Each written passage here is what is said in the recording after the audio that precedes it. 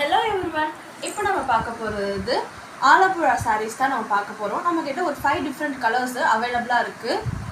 First வந்துட்டு இந்த ஒரு லைட் க்ரீன் கலரில் அவைலபிளாக இருக்குது வித் சில்வர் சரி. இதுவுமே சில்வர் சரி தான். அடுத்து ஒரு பீச் கலர், ஆனியன் கலர்னே சொல்லலாம். இதை கட்டினா ரொம்பவே அழகாக இருக்கும். அடுத்து ஒரு ரெட் கலரில் அவைலபிளாக இருக்குது. கிளிப்பச்சை கலர் சொல்லுவாங்க இல்லையா, அந்த மாதிரி இருக்குது இது.